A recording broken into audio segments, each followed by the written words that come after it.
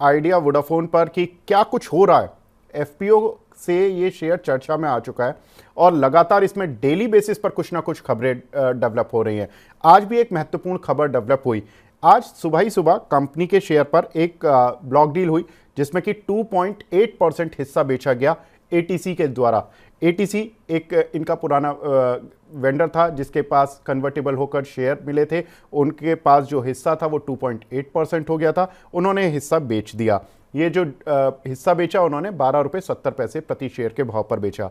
लेकिन इंटरेस्टिंग ये नहीं था कि सेलर कौन था, इंटरेस्टिंग ये है कि बायर कौन था और उनको लेकर खबरें क्या आ रही हैं।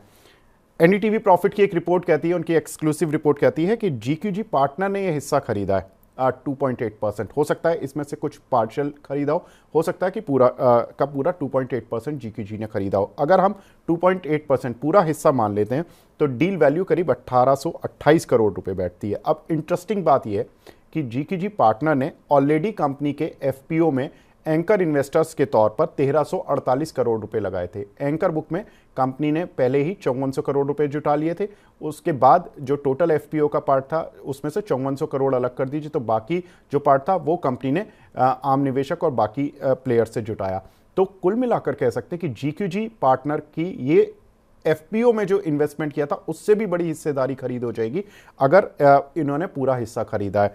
अब अगर देखें तो जीक्यूजी पार्टनर्स का नाम आजकल क्यों फेमस हो गया, क्योंकि हम सभी जानते हैं कि अदानी ग्रुप में जब नैया उनकी डूब रही थी, जब प्रॉब्लम में चल रहा था अदानी ग्रुप हिंडनबर्ग की रिपोर्ट के बाद, तो सबसे बड़े निवेशक के तौर पर जीक्यूजी ने ही निवेश किया था और बहुत पैसे भी बने हैं उनके। जब अदानी एंटरप्राइजेज 1100-1200 की रेंज पर आ गया था, अदानी पोर्ट 300 के आसपास आ गया था, तब वहां से खबरें आई कि उन्होंने इन्वेस्ट करना शुरू किया और वहां से ही उस कंपनी का टर्न अराउंड होते हुए दिखाई दिया।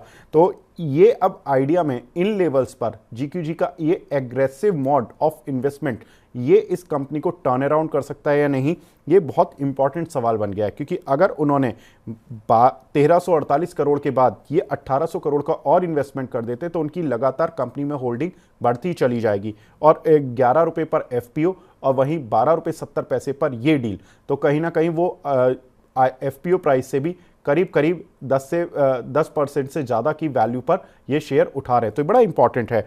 साथ ही अगर देखें तो हमने जानकारों से भी बात की और शरद मिश्रा की राय है इस काउंटर पर कि 22 रुपए के लक्ष्य के लिए इस काउंटर को अप्रोच किया जा सकता है।